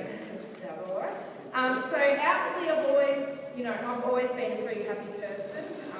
My mum always said I was born with a smile on my face, and I continue to smile. I've had quite a few blows dealt to me over my life. I'm lucky to have a close support base with friends, family, and David. I used to really enjoy sports. I used to swim, I played basketball, I did softball, I did soccer through high school. I can't really pinpoint sort of when the interest disappeared, but I especially lost my interest when I lost my dad in January of 2000. It was a real shock, obviously. And this was just before year 10, but I think a few days before we actually started school again. So I threw myself back into school with all of my friends, and I decided at that time that I should sort of support my mum and get a job. So whenever I hit that 14 and 9 months, I began to work, and I never regret that. I really enjoyed my first job, but I do kind of regret that it was a donut king. So there was about 5 years of free donuts, hot dogs, coffees, cheap soft drinks, and Burger King across the food court at lunchtime. And then I moved on to childcare, which I love, but, I was moving all the time, walking to the train station every day, and back again, but I was also able to eat, yummy pasta dishes with the kids at lunch. And then I had my own lunch, and then maybe I'd have like pastry for afternoon tea, or, a piece of cake. I had absolutely no knowledge, nothing about nutrition, and I just ballooned out. My weight sort of fluctuated. I managed to get myself from, I was size 22 in high school, and I got down to a size 18. I sort of stayed there for about 10 years, despite, I had numerous attempts at dieting and weight loss. I was convinced that I would never ever be able to lose weight. I tried everything. And I just thought, well, I'm always meant to be big, and, I'm never going to go anywhere. I'm always meant to be big, this big person. I wouldn't go outside, not outside. I'd only very rarely go shopping. It only leads to disappointment. I'd walk past windows all the time, or mirrors. I'd be disgusted. I'd constantly think about myself and the way I looked. Going out was a disaster. I'd changed 3 or 4 times, talked myself out of going anywhere. I had heaps of fights with poor David. Even though I knew he loved me just the way I was, on the inside I was totally miserable about the way I looked. I've always, I projected myself as this happy person, but on the inside, everything, I was sad all the time. And then I was lucky enough to have Ebony walk into my work at childcare. She's this zingy, happy, bubbly person. And over about a year I got to know her and her own story and how well she'd done. I started eating a bit healthier. It was a lot easier, living down in the next town. I actually, I had to walk to get the junk food, or to get the, at my old work we'd have like a Coke machine or whatever, so I'd be able to drink the Coke, but now I have to walk to go and get it, so I stopped doing that. But nothing much was happening, and then Ebony decided to do her PT course, and she offered boot camps to to the girls at work, and I was making every excuse under the sun not to go. And then one day, David and I went to Mount Macedon. We did obviously the walk to the cross, which wasn't that bad, but we did one of the side hikes. And it's not really that steep. And I remember saying to David, and this is no lie, I actually said to him, David, please leave me on the side of this hill to die. I'm not going to make it back, because I just couldn't do it. I was so tired and I was out of breath, and that's when I sort of thought, well, I think it's about time I made a bit of a change. As you all know, everybody's first boot camp was, it's usually hell. I couldn't do a sit-up. I nearly cried running 100 metres, and I could not move for the rest of the week. I was sore everywhere, my stomach, everything. It was just horrible. But I went back and I plugged away and I slowly got better. Ebony offered me a couple of PT sessions and some nutrition guidance. I was really lucky. And sort of sitting down and talking with her, I realised that, I wanted to be a better version of myself. I liked myself, I was happy, but, I was lucky I had David, I had great family, I had great friends, but I wanted to be better. And I wanted to start a family, but, how can I start a family if I can't even sing a song with the children at work or do some dancing without getting breathless, which was just horrible. And so from there, that was it. I did PT, I did a 12-week challenge with Ebony, went from 103 to 95 kilos. I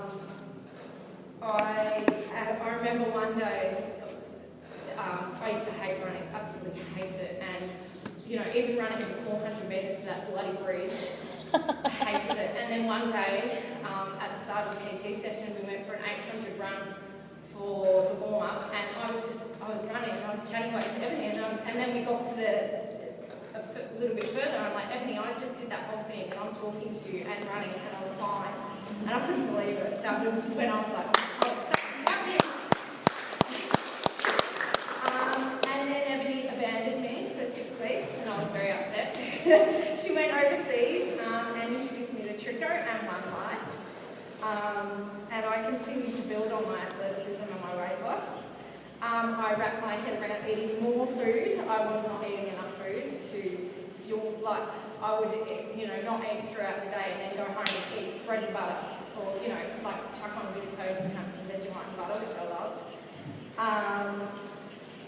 But yeah, right food at the right times, and yeah, it's really hard. There were slip-ups, and I realised that, I don't need pasta to make a dish yummy, and I don't need to eat bread to have a delicious lunch. I found an awesome love of zoodles. I love zoodles, they're the best thing ever, zucchini noodles. So I'm Laura, and a little bit over a year ago, I was 103 kilos, and I was really, really unfit. I'm 84.9 kilos at my last weigh-in, and I love life. My journey is obviously still continuing, but between Ebony at PT, boot camps with One Life and Trico, we talked about this yesterday actually, I worry less about when I'm losing the weight, but more about what I'm going to master next. So I know that the weight loss is going to happen. It's just going to be maybe a bit slower now. It's going to drop off a bit, but I'm getting stronger. It hasn't been easy. It'll take a while to repair the damage of 5 years of free donuts.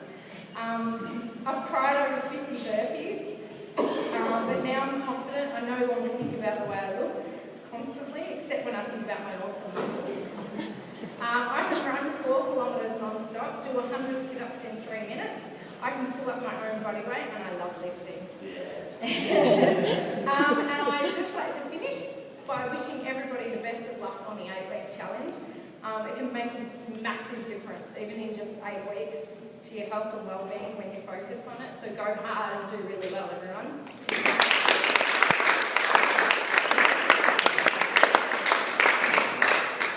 Thank you so much, Laura. It's awesome to hear Laura actually speak about that weight doesn't really matter anymore. I remember one measurement session we were in there, we're doing the centimetres, and she goes, I don't really care what my weight is, and I just froze. And it was just an amazing moment because Laura was someone who was really hung up on the scales, and I know I used to be as well, really hung up on the scales, and I know that a lot of my clients are in that position because I want to see a number on there, I want to see a number on there. And it is that, it's a number. So even though this is a transformation challenge, we're not just basing it on weight loss, we're basing it on centimetres loss and photos as well. So it shows the transformation of your whole body. And I think that's a fantastic point that Laura brought up with that, so thank you very much. I'm just going to pass on to our final speaker of today, which is Shawnee. I just want to give a little bit of a background first and then jump into it. But Shawnee's developed a business called West Edibles, and it taps onto something that Kathryn said as well, eating whole foods, organic foods, and he can tell you the rest, because he's got it down pat. So thank you, Shawnee. Before I start talking, I think everyone needs to stand up. Good job, Shawnee. And Trico, I'll leave you with burpees. Oh, we're doing burpees. You're going to tell us what we're doing. Alright, 10 burpees. So hands on the ground, drop the chest down. Get the tight tank out here. Smell the rubber. Good, doesn't it? Upward jump. Jump, clap. 1, down. Let's get a sweat up now. Let's get up. 2, down. Get ahead of me. 3, down. Up. 4. Up. Down. 5. The next 5 can be later. Student is joining. I just thought I'd do that. We say Sam. Take a seat now.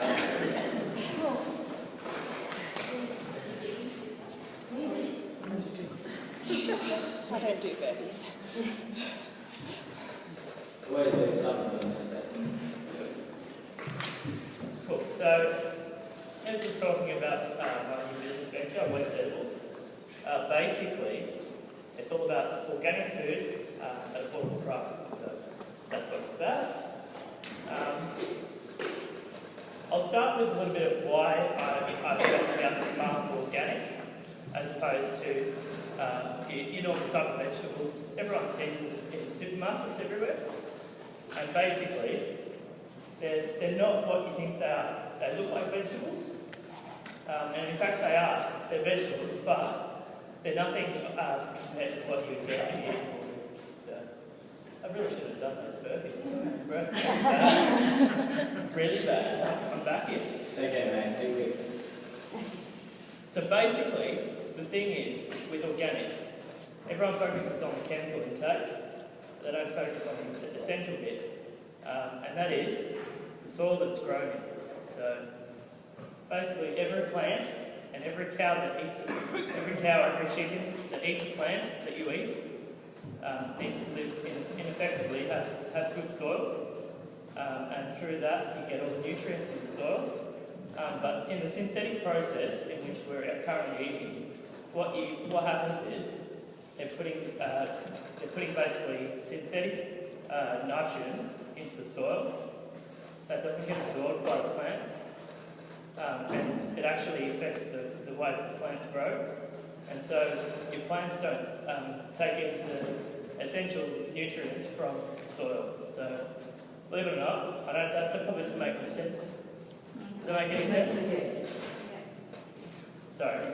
Okay, I've probably gone way too deep into it. But essentially, when you're eating organic food, you're getting all the micronutrients straight from the ground, from the rock minerals. They come into the plant, then you eat the plant, or the animal eats the plant, and you're eating that animal.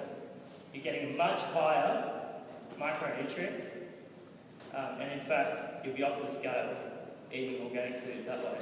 Because when you're eating normal food, I'll call it normal because that's what it's become, you're effectively robbing yourself of all of the micronutrients that your body needs to function. So I'm talking selenium, magnesium, all of the things that our body needs to function at a cellular level, you're getting none of it. Believe it or not, you're getting like minuscule amounts. So I'm not going to focus on chemicals. Everyone knows organic food is about chemicals, but it's not really. It's about growing food in soil that can actually sustain a human body. So I'll give you all a flyer later, and on there you've got a logo, and it's of a woman that's sort of reaching up, and basically she's basically coming from the soil through a plant to a person, and that is what I'm all about giving people the right nutrition through organic production. So, but I'll talk a little bit about what a business is, because I think that's really exciting. So it's all about going back to small-scale farming. People don't know what that is because they think, oh, so what do you grow?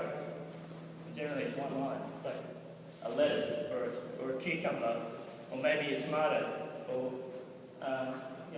orange farmers. But the reality is, when you're growing in a system like that, you're robbing all the nutrients out.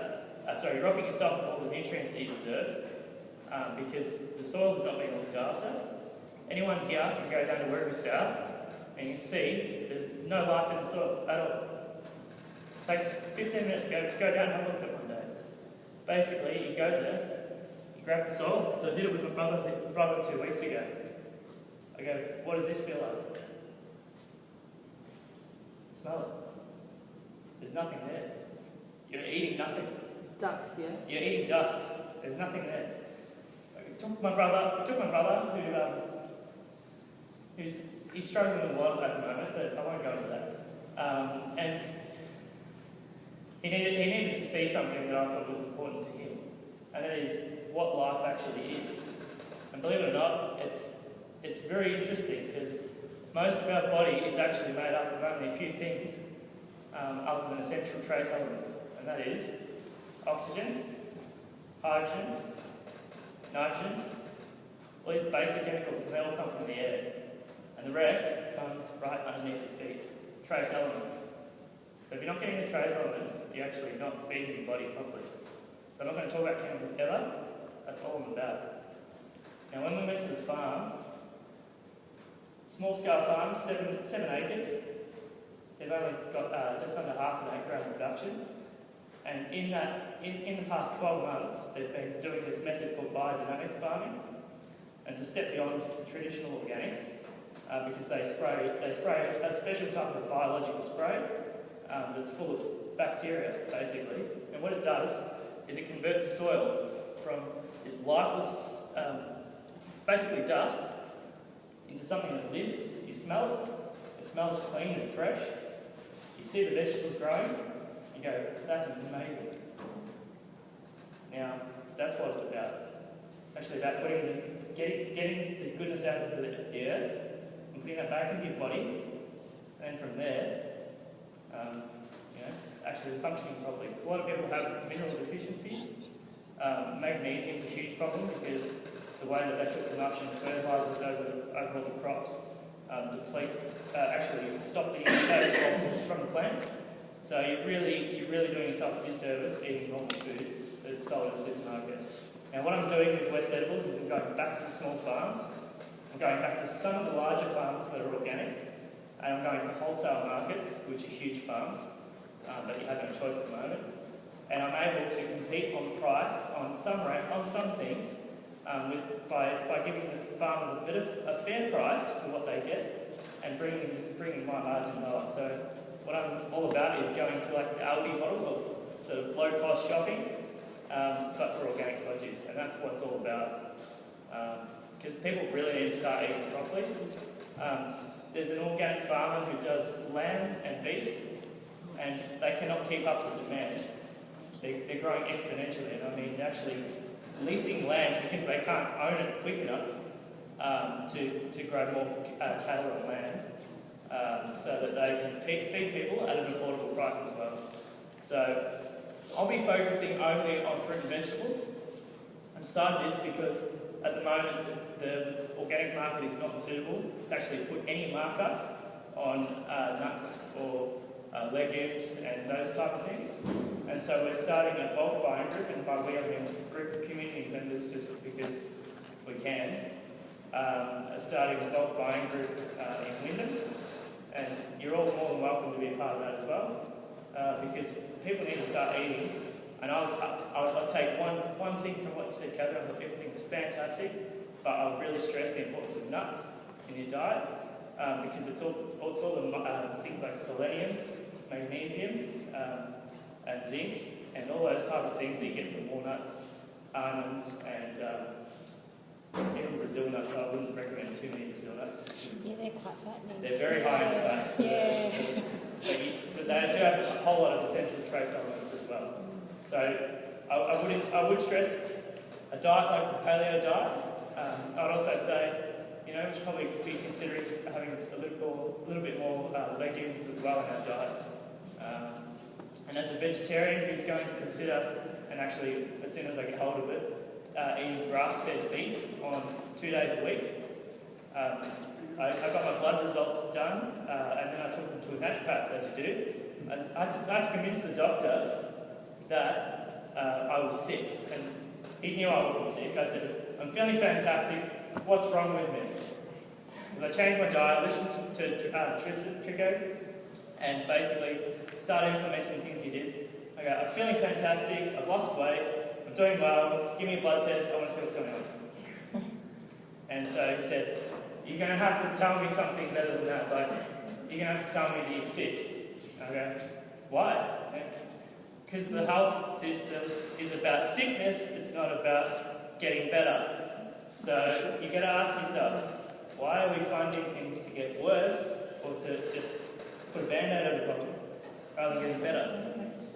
So the doctor says, okay, tell me something wrong with you. And I go, all right, I'm feeling really tired all the time. I can't sleep at night. I'm feeling nausea. I get up. I don't know what's wrong with me. Basically, I'm just making stuff up. He's putting all this down, and it entitles me to a full blood test, paid for by Medicare, get everything done, all your minerals, everything you need. You want your B12. You want your iron, you want your magnesium, especially magnesium, and a whole range of those sort of trace things that they won't pick up in a normal blood test. Go there, get them, see where you're deficient, and go to a naturopath or a nutritionist, or both, to help you and work out what's going on with your body. I found out as an asthmatic, by looking at the blood test, having it analysed properly by someone who knows what they're doing, that my blood actually holds more oxygen, because it's trying to keep more oxygen in my blood flow. I'll give you a better analogy. Basically, my blood platelets are larger than they should be because they're trying to absorb more oxygen, and I have more of them because I'm trying to absorb more oxygen all the time. So your bodies are doing all these things you just have no idea that they're doing, and it's all based on trace elements in the soil. And that's where it is. Go down to Werribee South, it's really close. I'm not knocking any farmers there, they don't know much different now. Go down, touch the soil, smell the soil, look at wait until they've ploughed up the crop, and see why the birds don't actually come and eat the worms and try to forage around and stuff. Because there's no life in there. You're not eating life, you're eating nothing. There's actually no substance to it. So I totally wouldn't knock farmers, because I think they're actually really good people and do a whole lot of hard work. But we need to start looking at things a little bit more holistically and going, something going on here. So think about it. I'll leave you one last thought. What species are you? Tell me, everyone should know this. Seriously. Yeah? Alright, cool. We have more than 100 billion bacteria on our body and through our digestive system. Now, are you really human? You're made up of a whole lot of cells, you have a whole lot of biology going on there. If you're not supporting that biology as well within your body, you're doing something really bad to your body. And that is, and that's where the things like processed foods come into it. You're not actually feeding your gut bacteria. You're not sustaining yourself as well. So you've got to really think about it and say, we don't know all the answers, and everyone thinks they know something here and there, and they're probably right. But we've got to think about it and stop and say, let's do this. Let's actually try to get to some answers and something that works for everyone. So I think organics does that, and that's what I'm about. But thank you.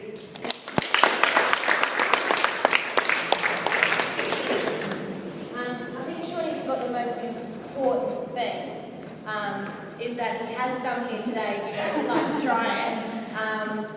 And he's got a price list over there, and it is really cheap. And he also does home deliveries. I'll give you a flyer too. Yeah. Forgot to advertise himself. He gave us all the knowledge, but forgot to advertise himself. So that's that. That's sort of the conclusion of the day. I'd like to just throw in there, obviously today is about nutrition, but for weight loss we do need to combine the nutrition with the exercise. If anyone wants to speak to me about PT sessions, I'm offering a 8-week package because it's an 8-week challenge. And also, like Laura said, once you combine that with the boot camps, we're also offering a 2-month package for the boot camps. So combine the two, or choose one or the other, what works for you. You definitely need to combine it with the exercise. So come and have a chat to myself or Trico about sort of the exercise side of it and the nutrition side of it, and of course Kathryn's going to hang around for a little bit if you want to ask her any questions. I'm going to call you in sort of one by one to come and do your measurements and your photos. Shaun's going to be down there if you want to have a chat to him. Tea and coffee and some of Shaun's organic celery and organic carrots over there for you guys to go for. And yeah, go for it. Thank you all for coming. Thank you. Alright, so yeah, grab a tea, grab a coffee, go for life. Thank you very much. No, just too silly. Sorry. So how you been? Good. How are you? Sorry.